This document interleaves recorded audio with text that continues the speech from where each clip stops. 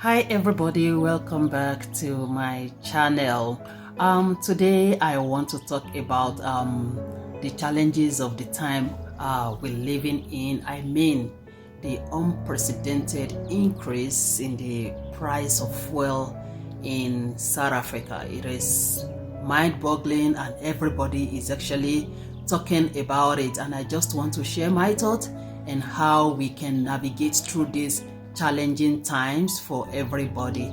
I saw this picture on someone's status today. Even though it sounds so funny, it's pretty much summed up how everybody is feeling and what is going on in the mind of everyone. Everyone is feeling the pinch of the huge increase in the price of fuel presently in South Africa.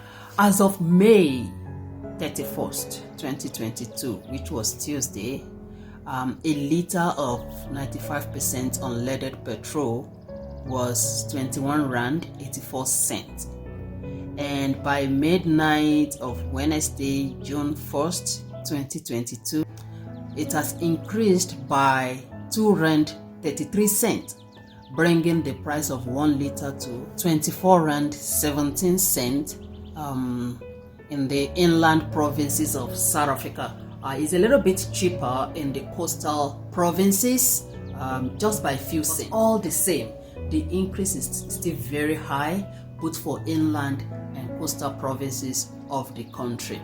The chart you're looking at shows the various increase in price for different fuel types, both for inland and coastal provinces of the country as of June 1st, 2022, and then you see what is going on.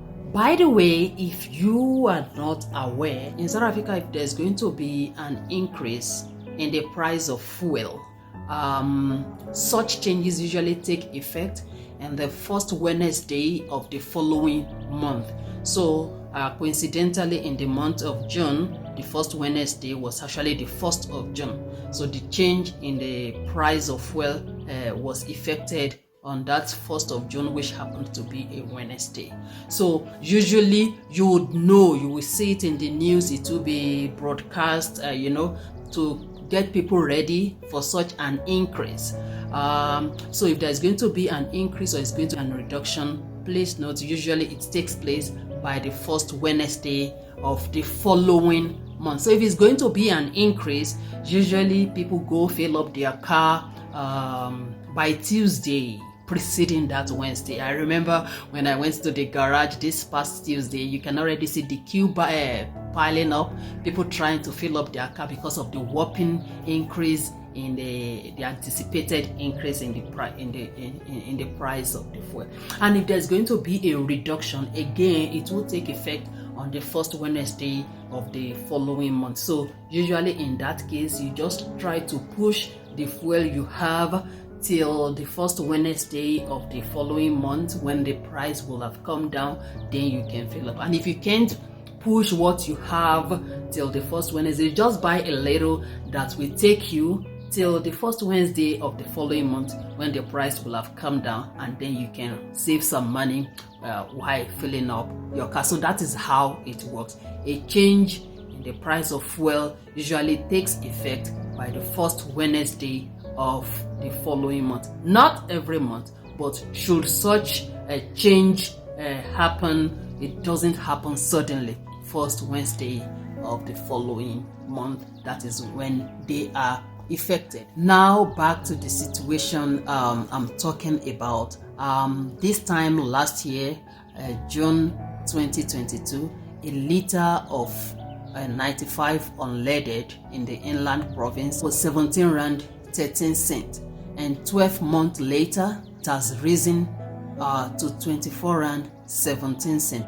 That is an increase of 7 rand 4 cents in 12 months. That is a lot, and I don't think people's income are increasing with such speed as the petrol price is increasing. I'm displaying a chart. You can see the chart displaying the changes in the price of fuel from January 2021 up until June 2022 that we are now, and you can really see that the prices are just increasing.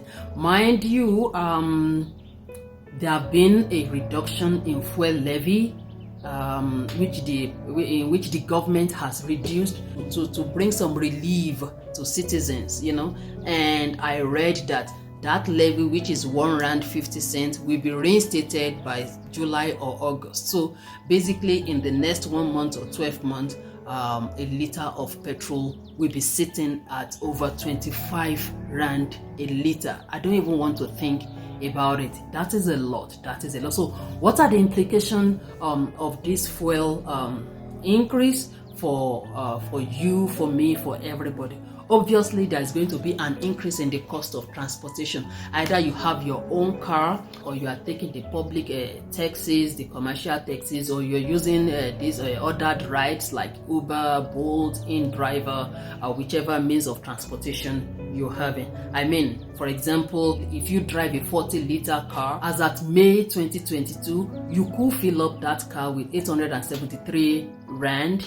But now in June, there is an increase of over 90 rand. So the same 40-liter car would cost you 966 rand. So there is going to be an increase in the cost of transportation. And it's no brainer. With the increase in the cost of transportation comes with increase in commodities such as grocery and foodstuff, as well as general service delivery. So that is the implication for every consumer out there. Directly and indirectly, we are all impacted with the increase in the fuel price. And the price of petrol is one of those things you don't really have control over. You can't change it. You can't run to a place where they are doing sale and you say you want to buy it cheaper. It is what it is. We just have to find ways of coping with it. Other things that we don't have control over, the price of a petrol, your rent, school fees, and all other things.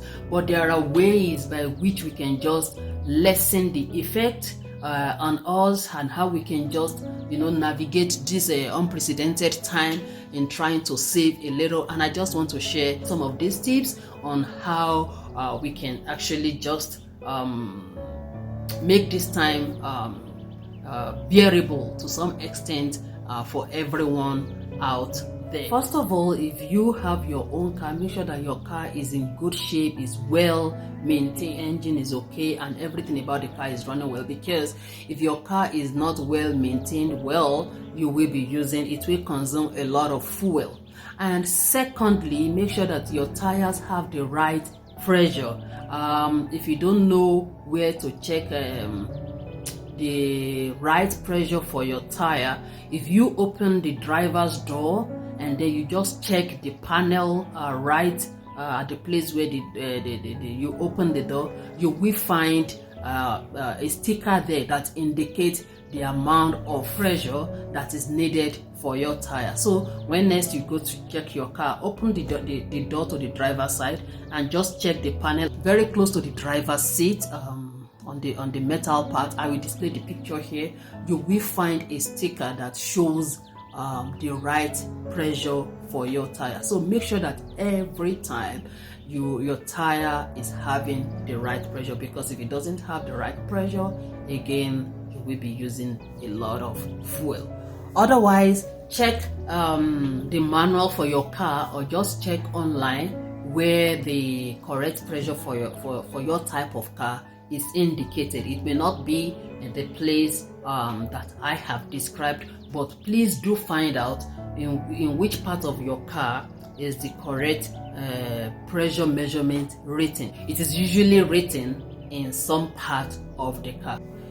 Secondly, make sure that your car is always decluttered. You don't have loads in your car all the time. Ladies always having shoes load every day that you take every day everywhere with you in the boot or in the back seat of your car, because the more load you carry, the more fuel your car will use. So make sure that you travel light. Get rid of so many unwanted things that are perpetually sitting in your car. Please travel light. In fact, somebody even suggested that if you are not doing long distance driving, if it is just short distance, maybe it's not necessary for you to always go around with a full tank, because that is an extra weight. Remember, extra weight will use up more fuel. So go around with half tank in your car. That will save you some volume of fuel for your car. Another thing again for car owner is, like I said, plan. If you're going out, make sure you plan your trip such that you do a lot of tasks in one trip. Not that you go out, you come back inside, then you remember this, then you rush out again, you come back inside. Make sure that you reduce mileage by planning all your activities and chores in one trip. In that way, you are minimizing the distance covered, and of course, when the distance you travel is short, the fuel consumption is reduced as well.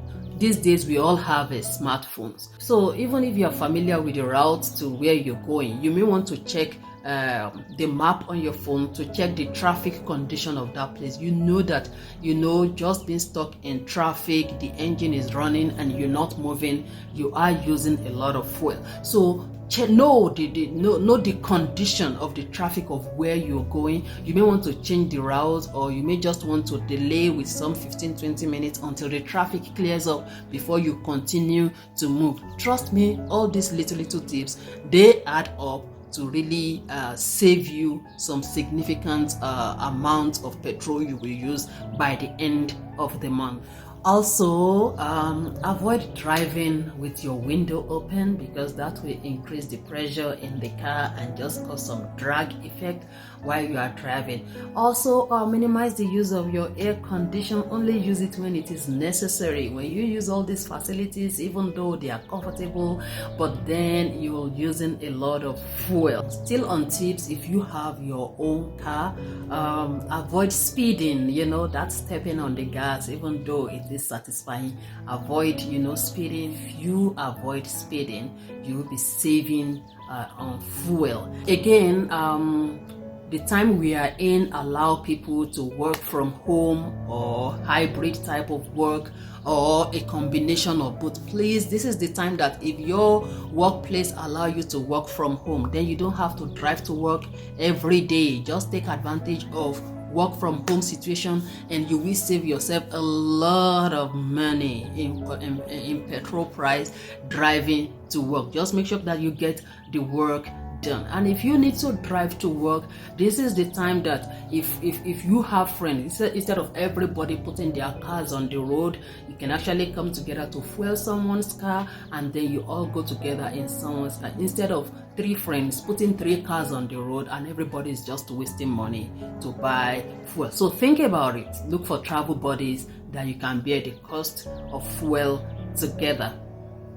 And if you don't have cars and you prefer to take to other rides like Bolt, like InDriver, like Uber, again, these rides will not charge you for the number of people that are in the car.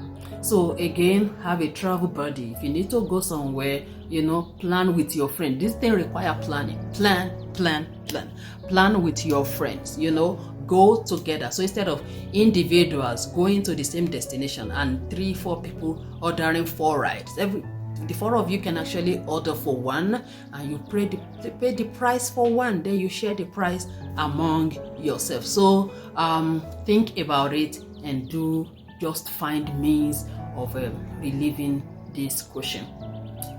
And if you are the type that you always jump on a ride, my friend has got a car, after all he's going in that destination, let me just jump in. If I don't follow, he's going to drive there anyway.